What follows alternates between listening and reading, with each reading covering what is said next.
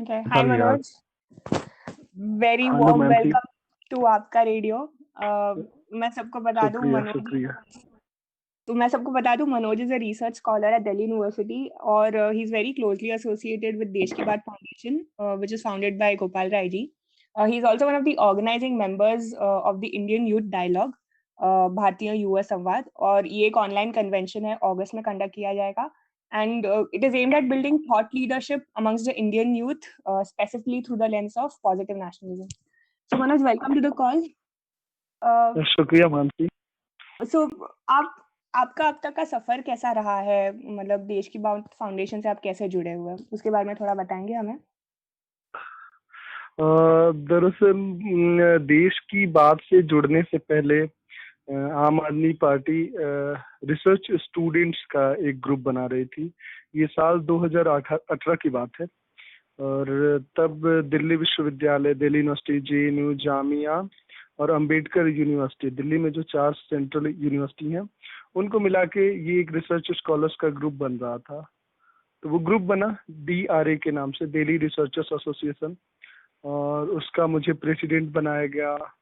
और समहाउ कुछ दिन ग्रुप चलने के बाद बंद हो गया वो ग्रुप, लेकिन तब मैं जुड़ गया पार्टी से उसी दरमियान। गोपाल राय जी के संपर्क में आया और फिर देश की बात के बारे में मुझे पता चला।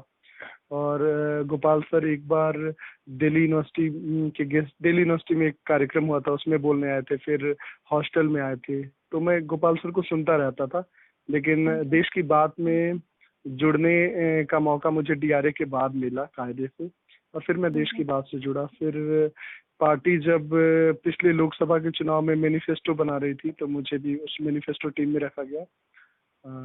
मेरे अलावा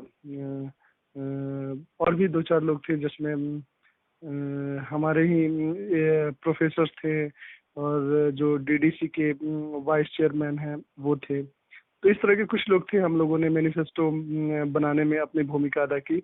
फिर इस बार के विधानसभा में मैं बाबरपुर विधानसभा में चुनाव में काफी सक्रिय भूमिका में रहा गोपाल राय जी के साथ।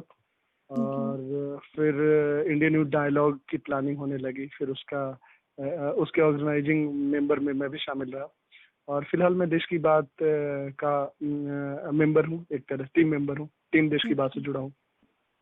ये मेरी कुछ एक बुनियादी पहचान है। इसके अलावा मैं दिल्ली विश्वविद्यालय से अपनी PhD पिछले साल सबमिट की। चिल्ड्रंस मैगजीन के ऊपर मेरा काम है। तो ये सब कुछ एक बेसिक बात है। Okay, thank you. सो आप मतलब हम जानते हैं कि ये जो NRC और CAA के प्रोटेस्ट हुए थे, इसके पहले भी यूथ काफी मतलब ऐसा उत्सुक था, स्ट्रीट्स पे था।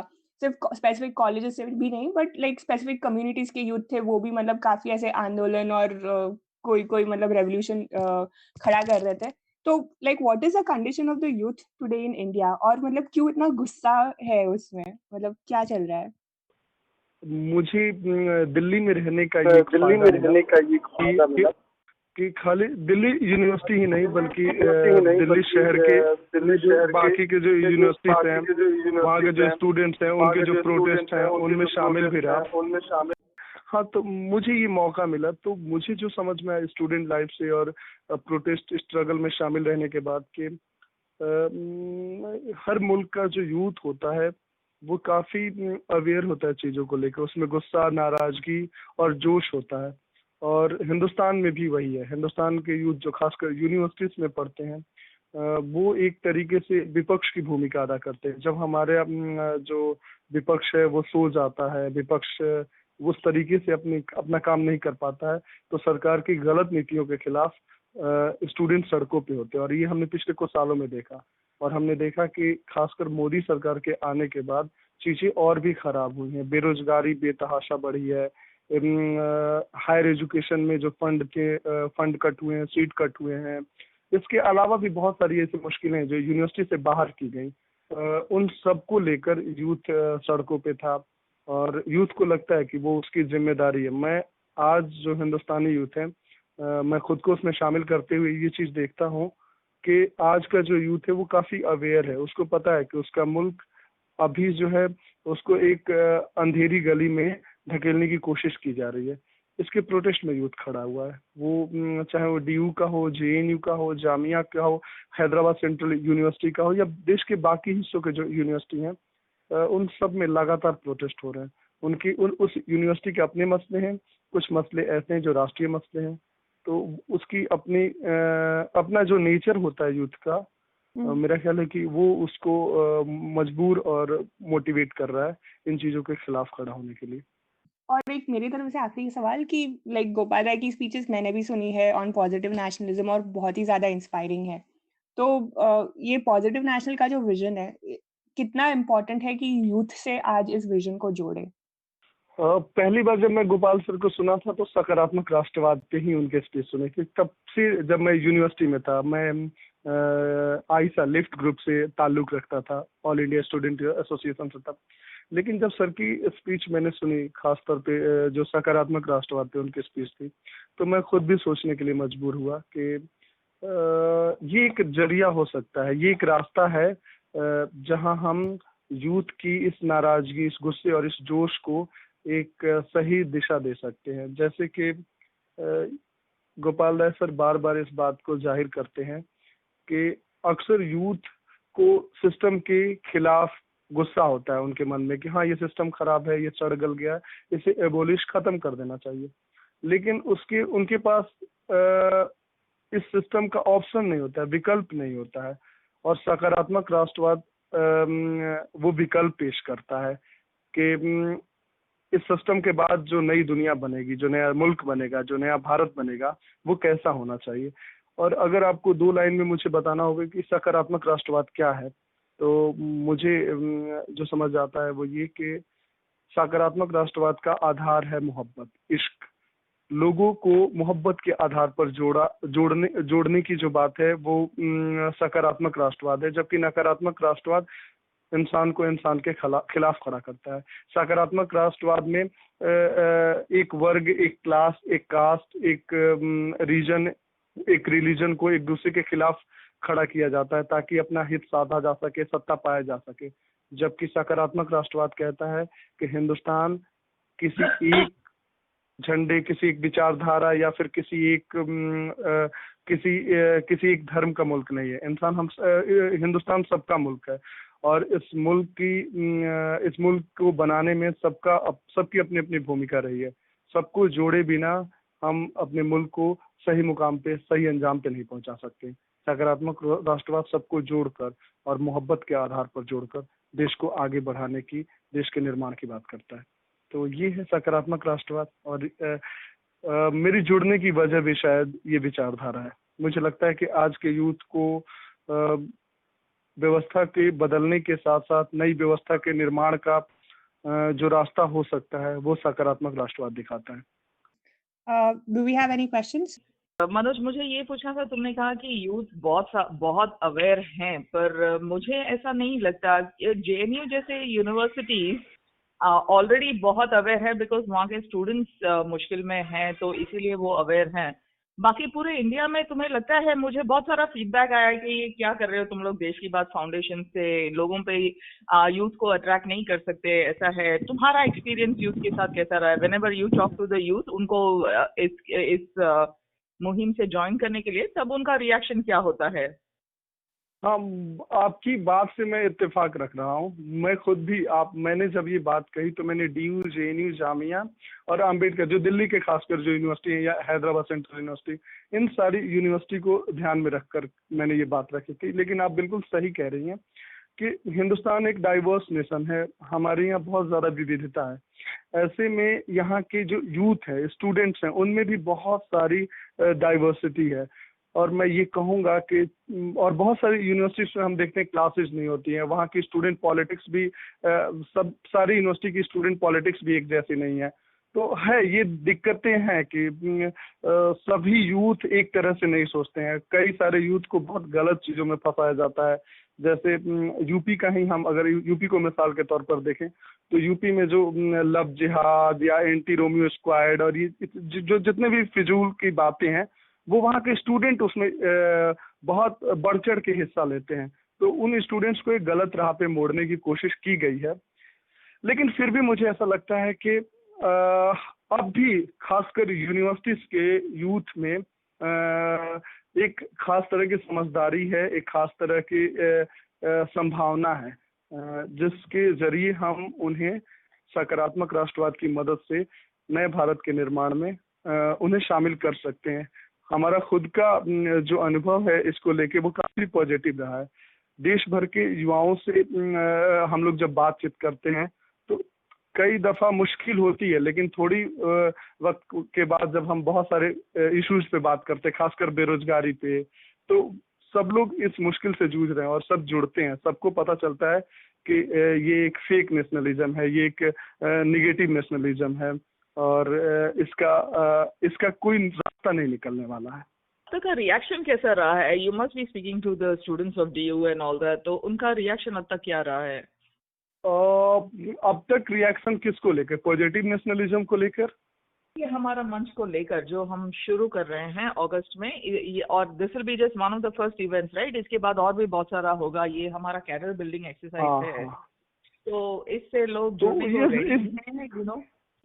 हाँ, ये मैंने गौर किया, खासकर जैसे हम लोग पिछले कई दिनों से जो ईमेल और जो रजिस्ट्रेशन और बाकी हम जो अपने पर्सनल लिंक से, दोस्तों के लिंक से जो लोगों से बात किए, स्टूडेंट यूथ से बात किए, उसमें काफी मतलब जुड़ने को लेके काफी वो लोग एंथुजियास्टिक हैं, जुड़ना चाहते हैं और काम करना चाहते हैं। उसकी मुझे लगता है कि दो बड़ी वजह हैं। एक तो हिंदुस्तान की जो इकोनॉमी है या फिर पूरी जो अर्थव्यवस्था है वो बहुत कोलैप्स करने के कगार पर है और बेरोजगारी बेतहाशा बढ़ी है और इसका शिकार केवल मजदूर नहीं हो रहे हैं बल्कि पढ़े लिखे पीएचडी स्कॉलर और पढ़ लिखकर अपनी डिग्री पा लेने वाले स्टूडेंट और यूनिवर्सिटीज के स्टूडेंट भी हैं। तो इसको लेके वो काफी नाराज हैं। उनको लगता है कि सिस्टम फॉल्ट है, सिस्टम कहीं गड़बड़ है जिसकी वजह से हम बेरोजगार हो रहे हैं। तो इस वजह से ये और एक दूसरी बात जो मैं कहना चाहूंगा, जो कि मुझे इसके साथ साथ लगा कि कुछ स्टूडेंट हो सकता है कि जॉब पा भी जा रहे हैं, फेलोशिप पा रहे हैं, लेकिन उन्हें ये बात लग रहा है कि हम जिस हिंदुस्तान में जी रहे हैं या हमारा हिंदुस्तान जिस ओर जा रहा है, असल में ये वो हिंदुस्तान नहीं है जिसका सपना हमारे आज़ादी के शहीदों ने देखा था। ये वो मुल्क नहीं है जहां हमें जाना चाहिए था। हम कहीं गलत ट्रैक पे हैं, कहीं हमें गलत तरीके से फंसाया जा रहा है, देश को नफरत की आग में झोंका जा रहा है और वो इसको लेके काफी खफा है, नाराज है। तो मुझे लगता है कि उनकी नाराजगी, उनकी बेरोजगारी, ये दो ऐसी वजहें हैं जिसकी वजह से वो हमसे जुड़ रहे हैं और बहुत तेजी के साथ जुड़ रहे हैं। ये मैं अपने डेटा के आधार पे कह रहा हूँ, जो हम लोग पिछले कुछ महीनों से जिस पे हम काम कर रहे हैं। Any more questions? या अशोक यार, मेरा सवाल है, ये बहुत अच्छा इनिशिएटिव है, लेकिन हम जैसे लोग जब ये इनिशिएटिव लेके जाते हैं बाकी लोगों को रिक्रूट करने के लिए कि आप भी ज्वाइन हो जाओ, हम एक तो हमारा एक्सपीरियंस काफी नहीं होता है बात करने का, दूसरे हमें पता नहीं होता है कि क्या क्या कहना चाहिए। क्या आप कुछ शेयर कर पाएंगे कि क्या बात करने से, क्या कहने से लोग ज्यादा कन्विंस होने के चांसेस हैं? हाँ अशोक जी, आप इंडियन यूथ डायलॉग को लेके जब लोगों के पास जाते हैं तो कैसे जोड़ा जा सकता है, इसको लेके आप पूछ रहे हैं ना? मैं सही हूँ ना? हाँ, उसके लेके सवाल तो यही है करने का। हाँ, यही है, कैसे करने का। हमें तो बात करना शायद आता नहीं है या फिर कुछ हमें कम पड़ता है। आपका एक्सपीरियंस है, क्या करना चाहिए और क्या नहीं करना चाहिए ताकि लोग जुड़ सकें? जो मैं कर रहा हूँ हो सकता है ये आपको मदद करे, बाकी मुझे लगता है कि आप बेहतर तरीके से चीजों को समझ रहे हैं, लेकिन जो मैं कर रहा हूँ वो शायद आपकी मदद कर पाए। जैसे कि हम लोग यहाँ पे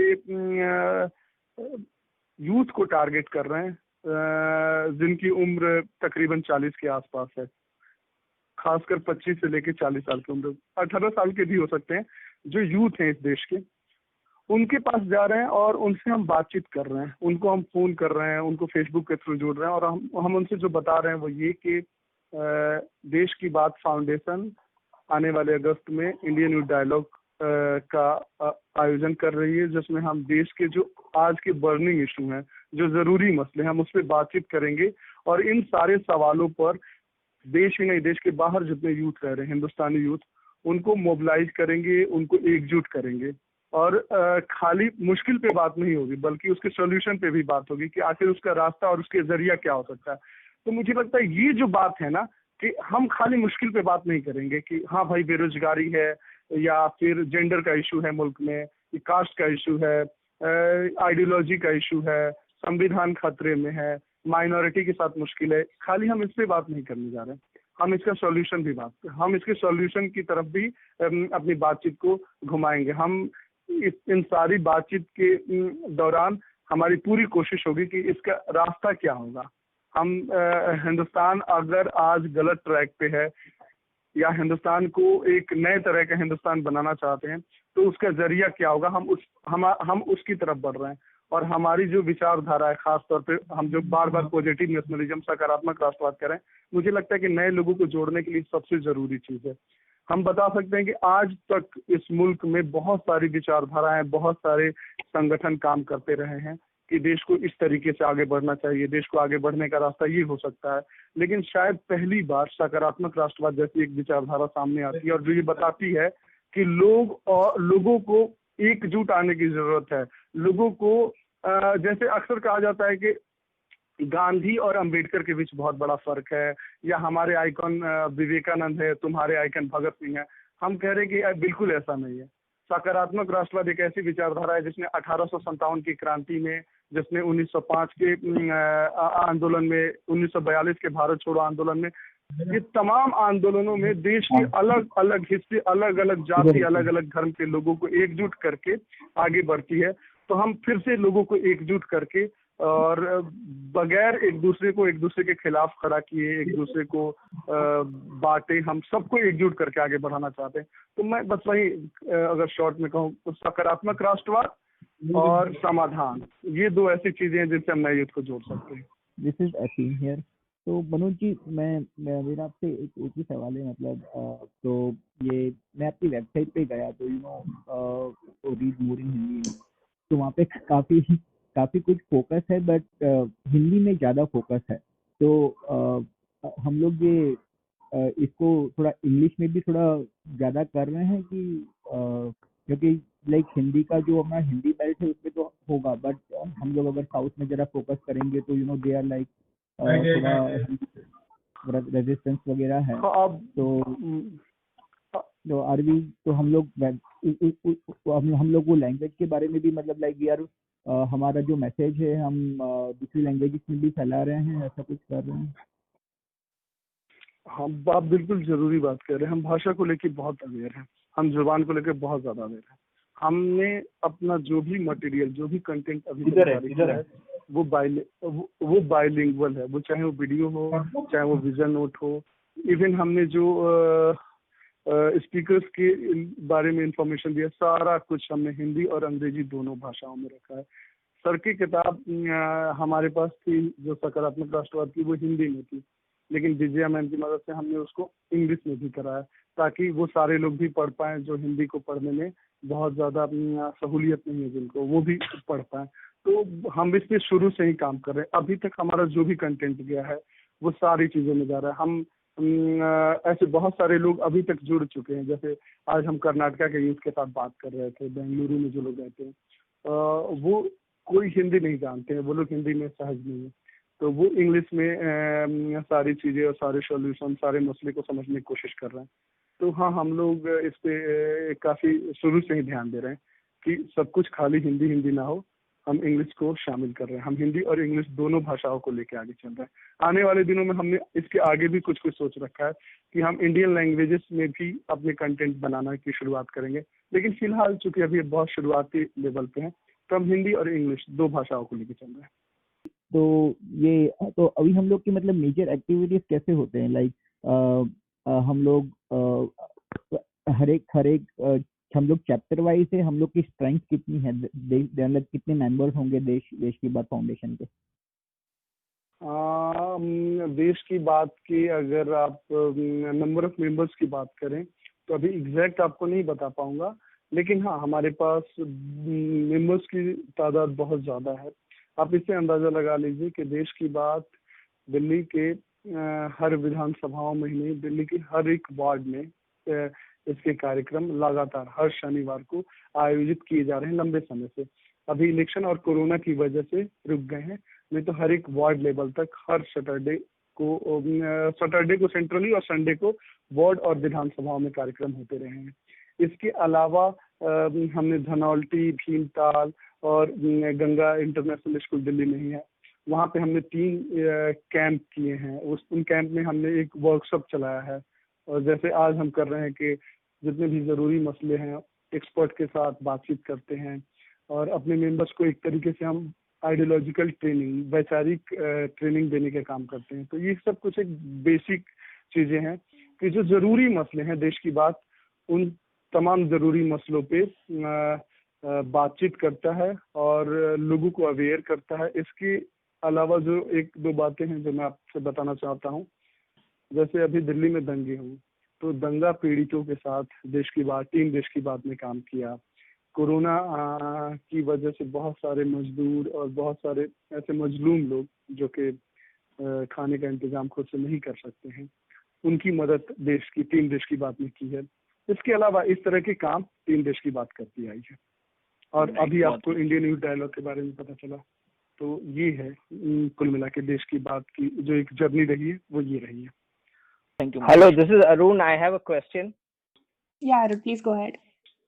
मेरा प्रश्न ये है कि आप कोशिश किए है कि आप ऑनलाइन रहे, कि आपकी जो ये जो सभा है या डिस्कशन है या और कुछ ऑनलाइन करें through the web, so that आपका रीच मल्टीप्लाई होगा many टाइम्स, यू नो।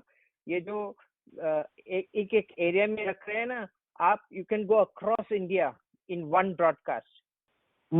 आपकी सलाहियत बहुत ज़रूरी है, मतलब आप बहुत ज़रूरी सजेशन दे रहे हैं। और देश की बात अब बहुत तेज़ी के साथ ऑनलाइन प्लेटफॉर्म पे आ रही है ये, और जाहिर सी बात है ऑनलाइन पे आने पे हमारी रीच भी बढ़ेगी। तो आप जो सलाह दे रहे हैं मुझे ज़रूरी लग रहा है और इस पे हम काम कर रहे हैं और आने वाले दिनों में और तेज़ी के साथ इस पे हम काम करेंगे। बहुत जल्द हम देश की बात की रीच को बढ़ाने वाले हैं ऑनलाइन प्लेटफॉर्म के जरिए, क्योंकि सही कह रहे हैं, इस पे आए बगैर हमारा काम चलेगा नहीं और हम हिंदुस्तान से बाहर जा सकते हैं, पूरी दुनिया में हम अपनी बात पहुंचा सकते हैं। मनोज, ये जो आप बोल रहे थे कि देश की बात फाउंडेशन सैटरडे को इवेंट ऑर्गेनाइज करता है दिल्ली में, वो क्या है एग्जैक्टली? उसके बारे में आप थोड़ा बताएंगे? हाँ, दरअसल सेंट्रली मंत्री जी गोपाल राय जी के आवास पे ही सैटरडे के दिन एक किसी खास टॉपिक पे बातचीत की जाती है, जिसमें कुछ एक स्पीकर होते हैं जो पिछले हफ्ते अपने राइटर भेज के बताते हैं कि हाँ मैं इस मसले पे बात करूंगा। तो उनको बोलने का मौका दिया जाता है, 5-6 लोग बोलते हैं और फिर मंत्री जी भी इस पे बोलते हैं अगर वो मौजूद रहते हैं तो। और फिर उसी टॉपिक पे, सेम टॉपिक पे अगले दिन यानी कि संडे के दिन दिल्ली के सभी 70 विधानसभाओं में उस पर बातचीत कराई जाती है।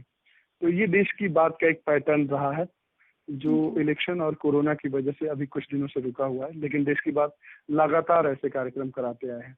और एक वक्त तो ये था कि खाली विधानसभाओं तक नहीं, हर विधानसभा में 3 से 4, कई विधानसभा में 5-5, 6-6 वार्ड हैं, तो उन वार्ड में भी कार्यक्रम होते रहे हैं। एक जगह लोग एक कलेक्ट हो जाते हैं और उस मसले पे बातचीत करते हैं, स्पीकर बात रखते हैं और फिर जो बेस्ट स्पीकर होते हैं उनको देश की बात की तरफ से सर्टिफिकेट भी इशू किया जाता है। तो ये सब कुछ चीजें हैं जो देश की बात करती आई है। I have a question. So you said we are basically targeting people from 25 to 40.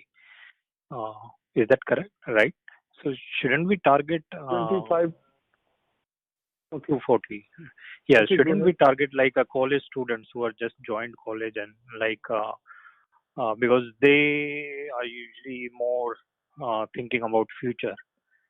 Like they are the youth, 18 to like 24. I think college students they probably more inclined to indulge in these activities. Yeah, college and universities are first priority and we are trying to reach there.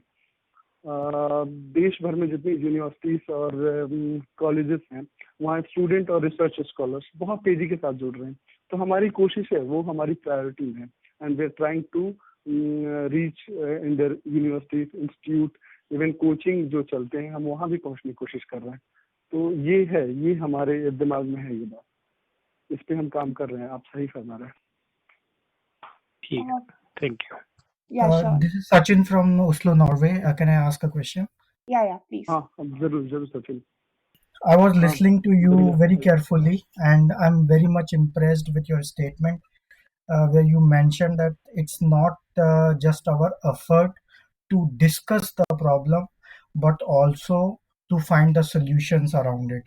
So, with that regard, I just want to point out one thing, and maybe you can answer that.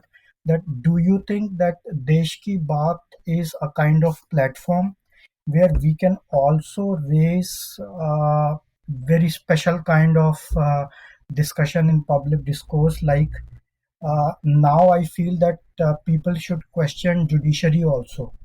So do you think that Desh Ki Baat can be a platform where think tanks can raise this kind of questions, and now it's a high time that judiciary should also, their integrity should also be questioned and should also be discussed in public discourse? हम सचिन, मुझे लगता है ये जो आप बात कर रहे हैं, मुझे लगता है कि देश की बात वो प्लेटफॉर्म हो सकता है जहाँ पे ये तमाम चीजें रखी जा सकती है। ये तमाम इस तरह का थिंक टैंक का काम कर सकता है, और मुझे इससे थोड़ा बढ़ के लगता है, मुझे लगता है कि देश की बात आने वाले दिनों में हिंदुस्तान के लिए, पूरे हिंदुस्तान के यूथ की मदद से एक ऐसा मशाल जलाने का काम कर सकता है। पूरे यूथ को मोबिलाइज करके एक रास्ता दिखाने का काम कर सकता है, क्योंकि देश की बात शुरू से ही बार बार गोपाल राय जी, मंत्री जी, इस बात को कहना कभी नहीं भूलते हैं कि हम केवल बदलाव के लिए नहीं लड़ रहे हैं, हम केवल परिवर्तन नहीं चाहते हैं, हम चाहते हैं कि परिवर्तन के बाद वो तस्वीर क्या हो, वो रास्ता क्या हो जिससे नए भारत का निर्माण हो सके। तो हम लोग जो काम कर रहे हैं वो यही कर रहे हैं कि खाली इन तमाम मसलों पे अपनी राय जाहिर करना या ओपिनियन देना ही नहीं है, इन सारे मसलों का सॉल्यूशन क्या होगा, और हम उस सॉल्यूशन की तरफ भी बढ़ रहे हैं। हम देश को ये नहीं बता रहे हैं कि ये गलत है, ये गलत है, ये गलत है। बिल्कुल बेशक हम वो भी बताएंगे कि ये सारी चीजें गलत हैं, इनमें बदलाव की जरूरत है, लेकिन हम उसके साथ साथ सॉल्यूशन की तरफ भी बढ़ेंगे कि हमारा समाधान क्या होगा। भारत के युवाओं को अक्सर ये बताया जाता है कि ये चीज गलत है, इसको खत्म कर देना है, ये चीज खराब है, इसके खिलाफ खड़ा होना है, लेकिन इस बात पे बहुत कम बात होती है कि जो नई व्यवस्था आएगी, जो नया सिस्टम आएगा, वो कैसा होगा, वो कैसे काम करेगा। तो मुझे लगता है सचिन भाई, जो चीजें आप बता रहे हैं उसके साथ साथ हम इस पे भी काम करेंगे कि वो सोल्यूशन क्या होगा, वो निर्माण कैसे होगा, और उसकी तैयारी देश की बात अभी से कर रही है। हम इंतजार नहीं कर रहे हैं कि कब वो चीज खत्म होगी फिर एक नए सिरे से हम निर्माण की तरफ बढ़ेंगे। हम उसकी तैयारी अभी से कर रहे हैं कि वो निर्माण, वो नया मुल्क होगा क्या, उसकी तस्वीर होगी क्या, उसमें वो कौन सा सिस्टम होगा जिसमें आज की तरह मुश्किलें नहीं होंगी। राइट, और उस सिस्टम में हम जुडिशरी पे भी क्वेश्चन कर सकते हैं। Judiciary should also come under scanner. Very good. I really liked it. Thank you so much for answering this. Judiciary should also come in, we can question on judiciary also. Great, yeah. Thank you. तो मुझे ये एक बात बहुत अच्छी लगती है कि मतलब मैंने पहले ऐसा बहुत सुना था कि आम आदमी पार्टी की कोई आइडियोलॉजी नहीं है, बट मुझे ऐसा अब लग रहा है कि जो देश की बात फाउंडेशन कर रही है, जो कॉन्वर्सेशंस हो रहे हैं, उससे शायद एक ऐसा थॉट प्रोसेस उमड़ कर आएगा जो मतलब हम पॉलिटिकली भी उसको इम्प्लीमेंट कर सकते हैं। So that way I am really excited about this conversation that will be having in August. एक मुझे पूछना था कि हम ठीक है, यूथ की ये एनर्जी चैनलाइज करने की कोशिश कर रहे हैं, हम ये थॉट प्रोसेस डेवलप करने की कोशिश कर रही है, पर काफी टाइम इसको सस्टेन करने में काफी मुश्किल हो जाती है। सो इंडियन यूथ डायलॉग है कॉन्वर्सेशन, और उसके बाद हम जो यूथ से जुड़े उसको हम आगे कैसे एंगेज करेंगे उनसे? उसका तरीका हम लोगों ने ये देखा है कि इंडियन यूथ डायलॉग के बहाने हम बहुत सारे यूथ से मिलने जा रहे हैं, बहुत सारे यूथ, हजारों की तादाद में। वो नंबर बहुत ज्यादा हो सकता है, क्योंकि अभी तक जिस तरीके से रजिस्ट्रेशन हमारे पास आ रहा है उससे हम ये उम्मीद कर रहे हैं कि बहुत ज्यादा बड़ी तादाद आ रही है हमारे पास। उसमें से ऐसे बहुत सारे लोग ऐसे आ रहे हैं जो कह रहे हैं कि हमें देश की बात से जुड़ना है, और हम उनसे बातचीत करेंगे। हम उनको इंडियन यूथ डायलॉग तो ये कार्यक्रम है, उसके बाद हम दूसरा कार्यक्रम करेंगे, लेकिन इंडियन यूथ डायलॉग में जो लोग पार्टिसिपेट करेंगे हम उनको 3 देश की बात में शामिल करेंगे। हम उनको जोड़ने की कोशिश करेंगे और वो तमाम लोग जिनके अंदर ये है कि इस देश को बदलना है, जो ये चाहते हैं कि भाई ये जो आज का सिस्टम है ये बदलना चाहिए, आज जो ये व्यवस्था है उसमें खामियां हैं, इसमें तब्दीली की जरूरत है। जो इस देश से मोहब्बत करते हैं, जिनको इश्क है अपने इस मुल्क से, वो सब लोग हमारे साथ आने को तैयार हो रहे हैं। और उन सब को देश की बात का जो बुनियादी काम है वो यही है कि जो अलग अलग लड़ाइयां लोग लड़ रहे हैं ना, बहुत बड़ी तादाद है इस मुल्क में जो लोग इस हालिया व्यवस्था से खुश नहीं है, जो ये चाहते हैं कि व्यवस्था बदले। उन तमाम जो छोटे बड़े जो ग्रुप्स हैं जो पूरे देश में बिखरे पड़े हैं, देश की बात उन सबको एक प्लेटफॉर्म पे लाने का मुहिम चला रही है। देश की बात उन सबको एक जगह लाएगी और उन सबको नए भारत के निर्माण में लगाएगी। और इंडियन यूथ डायलॉग से हम उस चीज की शुरुआत करने जा रहे हैं। इंडियन यूथ डायलॉग के तमाम पार्टिसिपेट्स में से हम उन सभी पार्टिसिपेट्स को अपने पास रोकेंगे जो केवल स्पीकर्स को सुनने नहीं आए हैं। उनके मन में ये आग भी है कि बदलाव में हमारी भागीदारी हो। हम इस प्रोग्राम में पार्टिसिपेट करने ही नहीं आए हैं। हमारा पार्टिसिपेशन नेशन बिल्डिंग में क्या होना चाहिए, नए भारत के निर्माण में क्या होगा, हम उसके लिए भी तैयार हैं। तो हम उन सब यूथ के साथ मिलकर जो हमारा जो सपना है हम उसकी तरफ लोगों को लेके जाएंगे। Yeah, this is Arun. I had a question. Please go ahead, Arun. आप बताइए तो। ये सजेशन है कि आप एक सिंगल पर्सन को नहीं रखे as a lead. You should have multiple people, because what the people who are against it will target one person. If that person becomes very big and powerful, they will target one person. If you have multiple leaders, you won't have a single point of failure. So if anything happens to one, others can pick up and be as effective and send the message across. Because in today's world, certain people are targeting single leaders. You should not have a single leader. You should have multiple leaders. हाँ दोस्त, you said rightly that we need more leaders.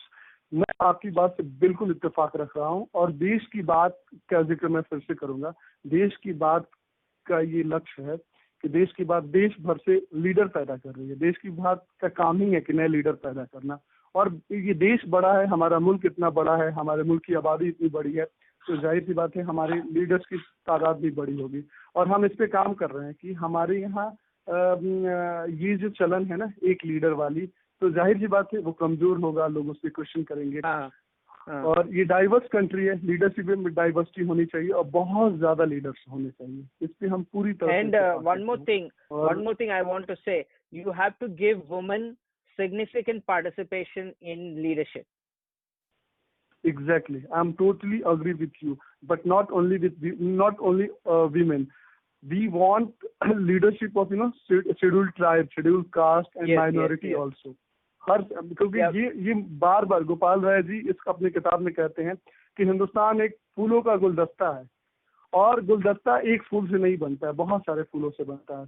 तो हमें इस देश में जो विविधता है वो हमारे संगठन की विविधता होनी चाहिए, वो डाइवर्सिटी हमारे ऑर्गेनाइजेशन हमारे सिस्टम में नजर आना चाहिए। तो हम उन पूरे गुलदस्ते को हम सभी फूलों की नुमाइंदगी को सुनिश्चित करेंगे। हमारे यहाँ भाषा, क्षेत्र, जेंडर, वो जो जितनी भी विविधताएं हैं हिंदुस्तानी समाज में, हम उन विविधताओं को जगह देंगे। हमारी शुरू से कोशिश है। और आपको जान के बहुत खुशी होगी कि देश की बात में हम बहुत बहुत बड़ी तादाद में हमारी महिला साथी काम कर रही है, हमारी महिला दोस्त काम करती हैं। बहुत बड़ी तादाद में सोसाइटी के बाकी सेक्शंस के लोग भी काम करते हैं। तो हम उस डाइवर्सिटी को शुरू से ही मेंटेन करके रखते हैं और मंत्री जी इसको लेके काफी कंसर्न रहते हैं। उन्हें बिल्कुल नहीं चाहिए एक खास तरह के लोग, उन्हें इस पूरे देश के हर तबके के लोगों की नुमाइंदगी को लेकर वो काफी कंसर्न भी रहते हैं और देश की बात उसका ख्याल रखता है। और आप जो वो बात कह रहे हैं वो बहुत जरूरी बात है। मनोज जी, आप थोड़ा स्पीकर्स के बारे में बताएंगे हमें। अरुण कुमार सर से हम शुरू करते हैं। प्रोफेसर अरुण कुमार के बारे में वो जेएनयू से पढ़े हैं और बाद में उन्होंने जेएनयू में पढ़ाया भी। और इकोनॉमिक्स के जो कुछ चंद लोग हिंदुस्तान में जो जानकार हैं, उसमें प्रोफेसर अरुण कुमार का नाम सबसे कुछ चंद लोगों में शामिल किया जाता है।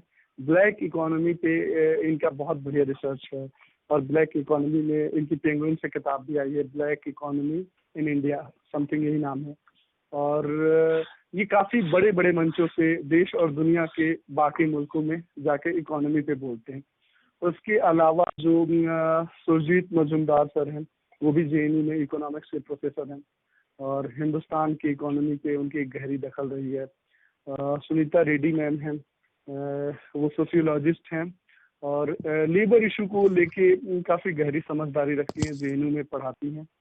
और उसके अलावा जो नाम है उसमें शिवराज सिंह बेचैन है, जो जाति के मसले पे हमारे साथ बातचीत करेंगे। शिवराज सिंह बेचैन दिल्ली यूनिवर्सिटी के हिंदी डिपार्टमेंट में चोडी रहे हैं, और दलित थिंकर और दलित एक्टिविस्ट के तौर पर भी जाने जाते हैं।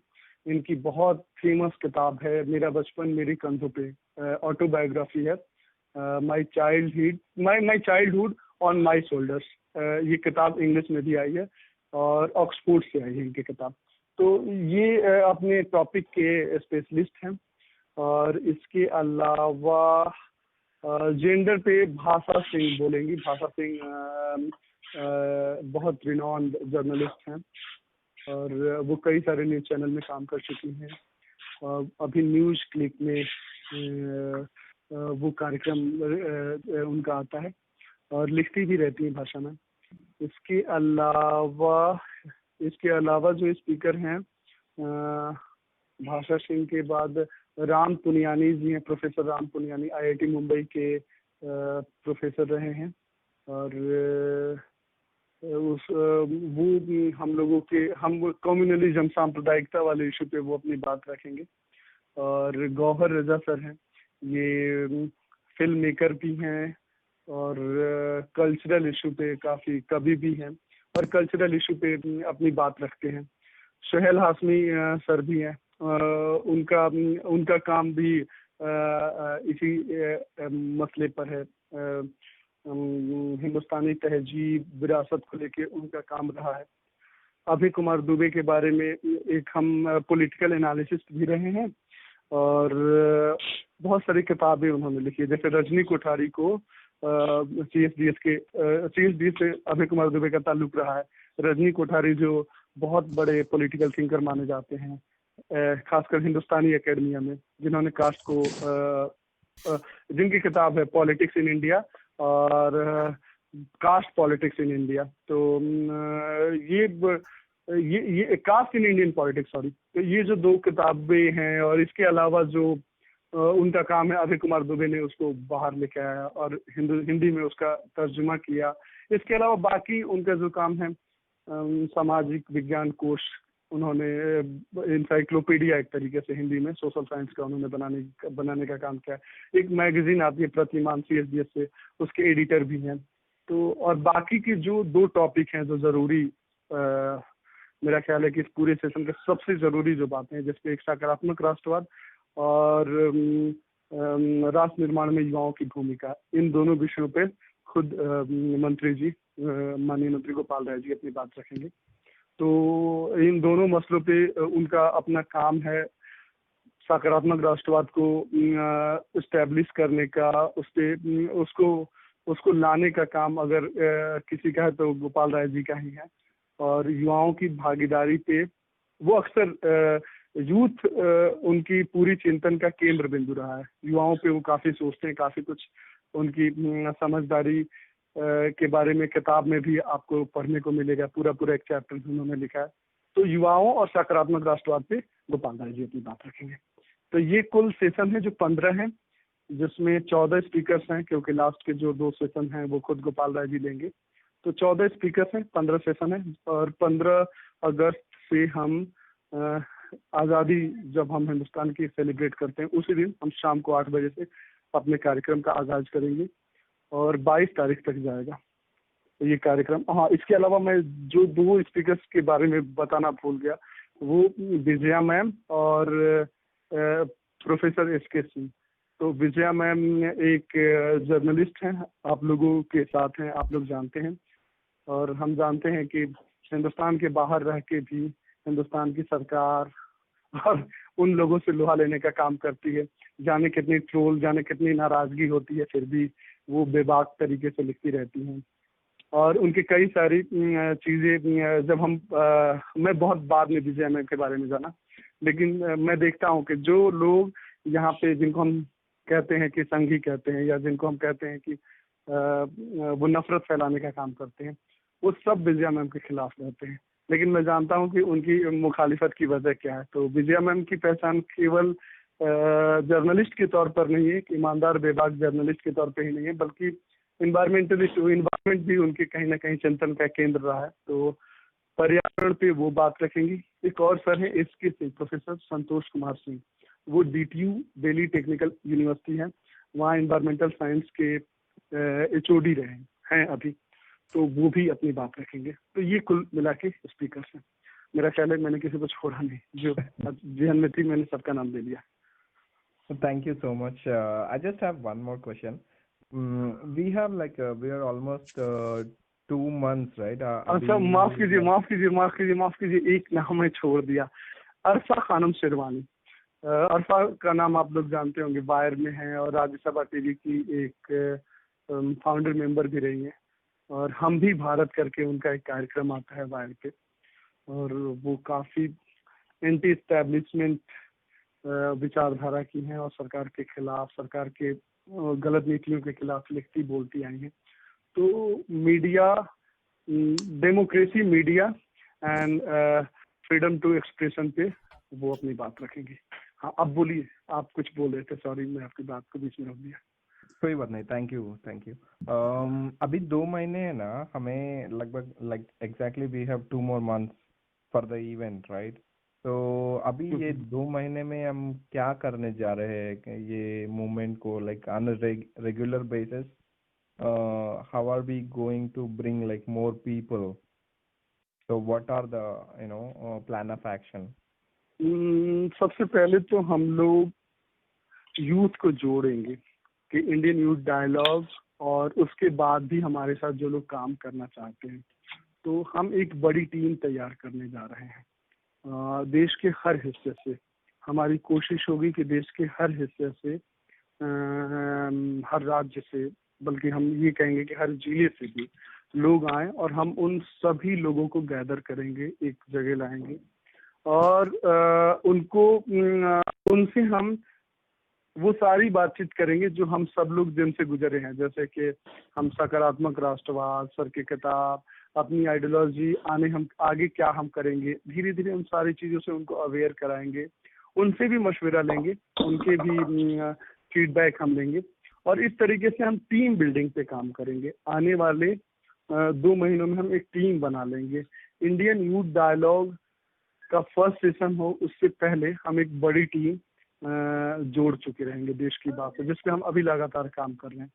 तो ये हम करने वाले हैं। 2 महीने जो हमारे पास वक्त है, इन 2 महीनों में हम देश के अलग अलग हिस्से से, अलग अलग क्षेत्र से बहुत बड़ी आबादी यूथ की हम जोड़ने वाले हैं, जिसमें से कुछ सीरियस लोगों को जो बहुत ज़्यादा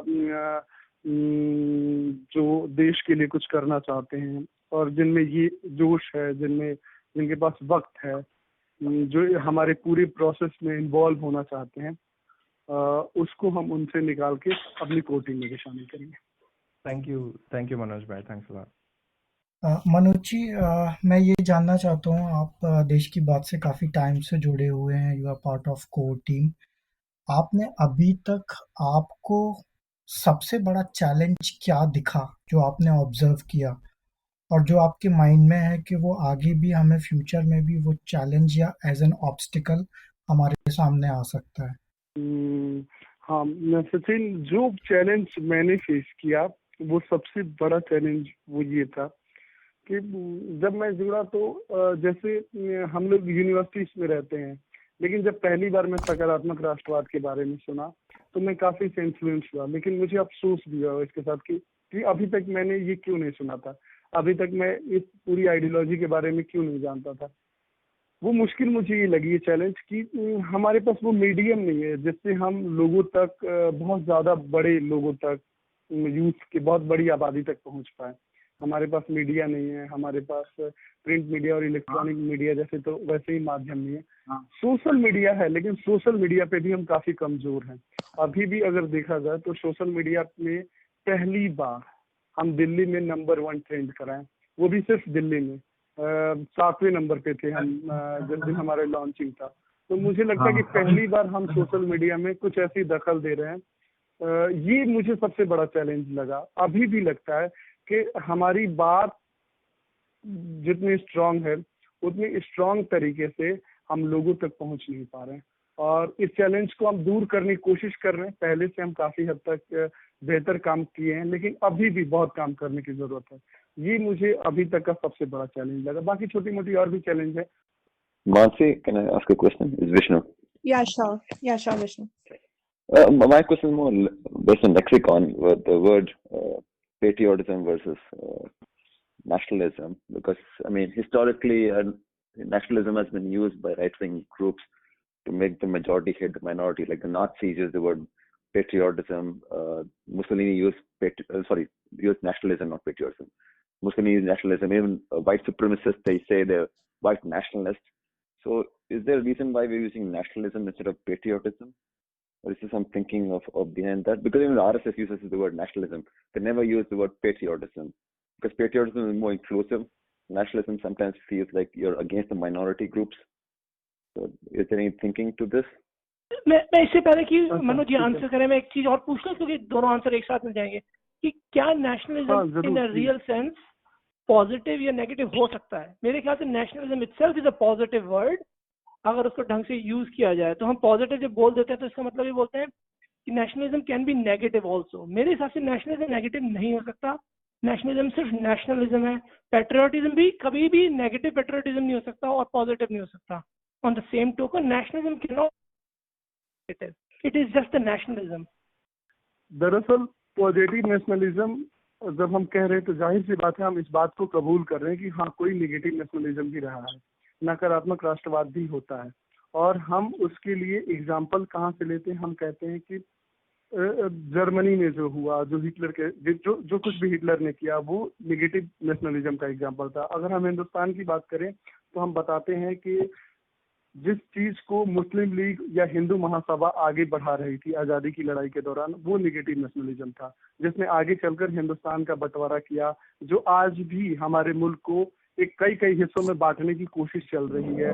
लोगों को एक दूसरे के खिलाफ खड़ा किया जा रहा है और सब कुछ कहा जा रहा है कि नेशनलिज्म के नाम पे, राष्ट्रवाद के नाम पे। हम कहते हैं कि राष्ट्रवाद नहीं है, ये नकारात्मक राष्ट्रवाद है, ये एक निगेटिव नेशनलिज्म है। हम इसको बिल्कुल खुल के कहते हैं। राष्ट्रवाद दो तरीके का है। वो राष्ट्रवाद तो है ही नहीं कि आप जिसको राष्ट्रवाद कह रही हैं, या जो पीछे साथी पूछ रहे थे पेट्रोटिज्म जिसको कह रहे हैं, या जिसको देशभक्त कह रहे हैं, देशभक्ति कह रहे हैं, तो मैं कह रहा हूँ कि आप जो राष्ट्रवाद समझ रही है या वो जो देशभक्ति समझ रहे हैं, वो कुछ है तो वो सकारात्मक राष्ट्रवाद है, जो कि निगेटिव नेशनलिज्म के अगेंस्ट में खड़ा हुआ है। और बहुत स्पष्ट तरीके से सकारात्मक राष्ट्रवाद वाले अपने लेख में और अपने स्पीच में मंत्री जी गोपाल राय जी ये बात कहते हैं कि सकारात्मक राष्ट्रवाद लोगों को मोहब्बत के आधार पर जोड़ता है, और जो लोगों को नफरत के आधार पर एक दूसरे के खिलाफ खड़ा करते हैं, एक दूसरे से अलगाते हैं, वो नकारात्मक राष्ट्रवाद है। ये एक बहुत बुनियादी सी परिभाषा है जो वो अपने स्पीच में देते हैं। और मुझे लगता है कि आप जो कह रहे हैं वो बिल्कुल सही कह रहे हैं कि देशभक्ति राष्ट्रवाद से बड़ी चीज होती है, जो पहले हमारे साथी पूछ रहे थे। लेकिन मैं कहूँगा कि देशभक्ति, आप जिस देशभक्ति की बात कर रहे हैं वो सकारात्मक राष्ट्रवाद उसी की बात कर रही है। हम राष्ट्रवाद की बात नहीं करें, हम सकारात्मक राष्ट्रवाद की बात करें जिसमें हमारी देशभक्ति शामिल है। और अगर हम सिर्फ नेशनलिज्म कहेंगे तो उससे कंफ्यूजन की स्थिति पैदा हो जाएगी कि आप कौन सी नेशनलिज्म बात कर रहे हैं। बीजेपी भी नेशनलिज्म की बात कर रही है, आरएसएस भी खुद को नेशनलिस्ट बता रही है, फिर आप किस नेशनलिज्म की बात कर रहे हैं? तो हम उस वक्त हमारे लिए बहुत जरूरी हो जाता है कि हम इसको डिफाइन करें कि हम किस नेशनलिज्म की बात कर रहे हैं। Our nationalism is different from their nationalism.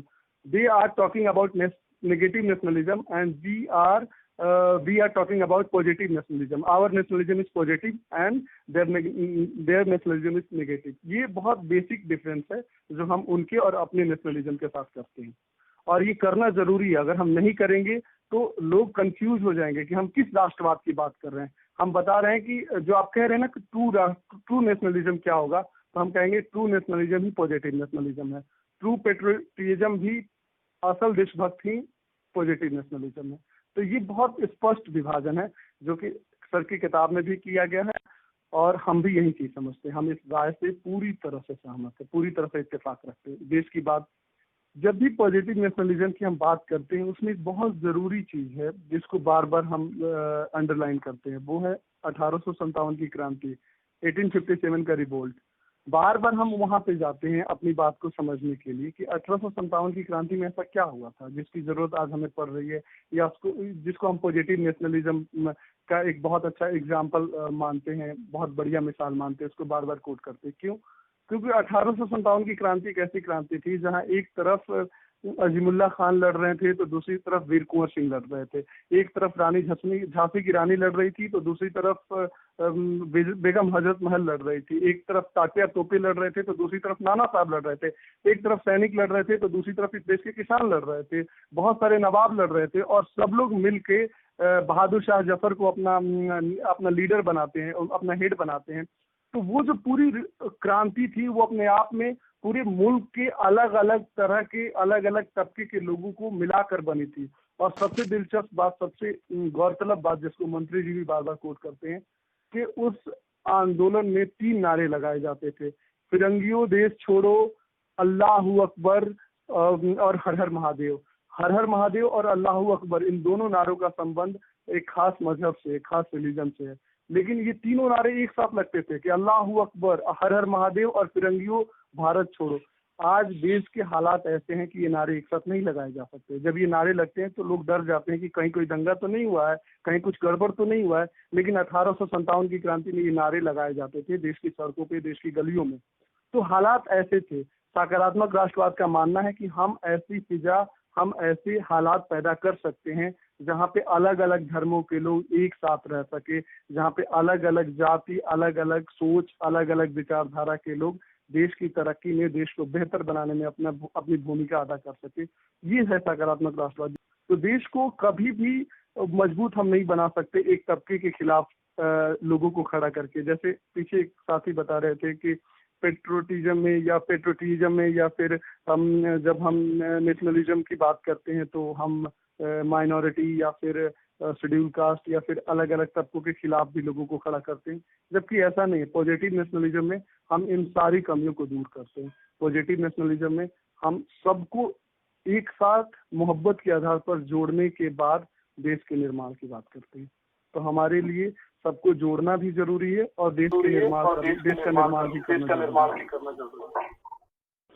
Okay Manoj, thank you so much, आपने आपका टाइम निकाला। और मतलब इट्स वेरी इंपॉर्टेंट कि हम ये कॉन्वर्सेशन हो, मतलब बिकॉज हमें ग्रुप में भी समझ में आ रहा है कि कुछ कुछ ऐसा अलग अलग सोचते हैं। और like you said, positive nationalism is based on bringing everyone together and not dividing people. Thank you so much Manoj. बहुत बहुत शुक्रिया, मुझे भी बहुत अच्छा लगा, बहुत मुझे मजा आया। और बातचीत की इतनी सबने अपना अपना वक्त दिया और इतनी शानदार, इतनी लंबे समय तक हम बातचीत करते रहे, हमें वक्त का ख्याल भी नहीं रहा। तो मुझे बहुत अच्छा लगा। आगे भी हम लोग ऐसे बातचीत करते रहेंगे।